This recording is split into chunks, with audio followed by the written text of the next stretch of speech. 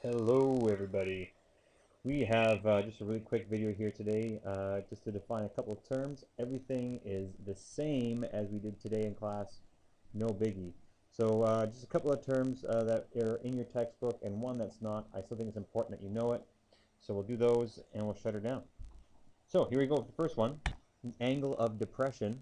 And we're not talking about sadness.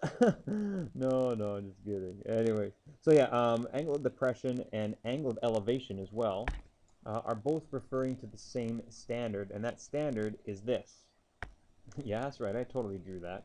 If a person is standing and looking out on the horizon, that person is said to be looking at an angle of 0 degrees.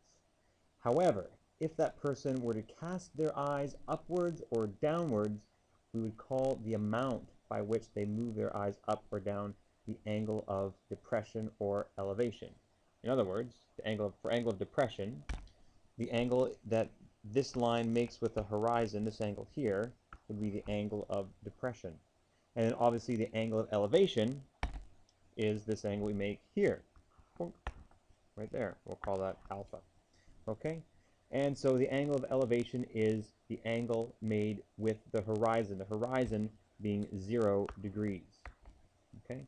And so maybe this is like a 30-degree angle of elevation, and this is a, I don't know, 25-degree angle of depression. And so in total, the whole thing is a 55-degree difference.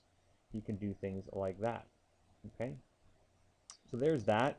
Angle of elevation, angle of depression, that's kind of it. One other thing, same idea, I'm going to show you, and it may come up a little bit later in other problems, maybe not in tomorrow's homework, but you will see it at some point, has to do with bearings and headings. Okay, so looking at a bearing, you like what I did there? Yeah, that's right. I drew that too. I'm amazing. Anyways, bearings and headings are navigational terms, just in terms of which direction you're going. And kind of like an angle of elevation or an angle of depression, a bearing uses a standard, and that standard is this. North is equal to 0 degrees, or we say 0, 0, 0. And then northeast over here, this is 90 degrees, or 0, 9, 0.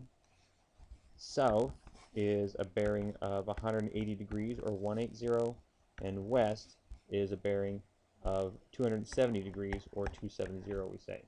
Okay? And so if ever a boat leaves on a bearing, or a plane or anything, the bearing is given relative to north. So 87 degrees is 87 degrees east of north. You get the idea. Okay? And so the journal question uses that whatchamacallit, what am I trying to say? That reference. So for example, if I ask you a question like this, let's say a bird flies. That's it. Bird flies and on a bearing of 040 and travels 40 kilometers. A cyclist who really likes birds, like an unhealthy amount of likes this bird, is totally like stalking it, wants to follow the bird, has to use the roads, and the roads only run north-south. So the question then is, how far does the cyclist have to go to get to the bird? Okay, so we draw a little diagram. Starting out at point A, our bird flies 40 kilometers to point B on a bearing of 040. But it's not, it's 40 degrees from north. So here's north here. So this is 40 degrees. Okay? And so if I were to say, for example, that the cyclist travels north-south or east-west, whatever, you get the idea. Okay? Then this angle here would be 50 degrees. And this distance is 40 kilometers. 40 degrees, 40 kilometers. That was a coincidence. And I'm trying to figure out how far the cyclist has to go. In other words, this plus that.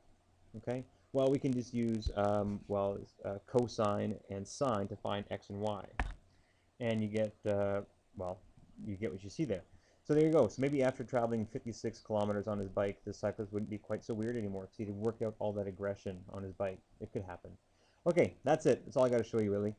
So check out the Edmodo website. There'll be a journal question there using this kind of stuff with the bearings and whatnot. And then you're good to go. See you tomorrow. Cheers.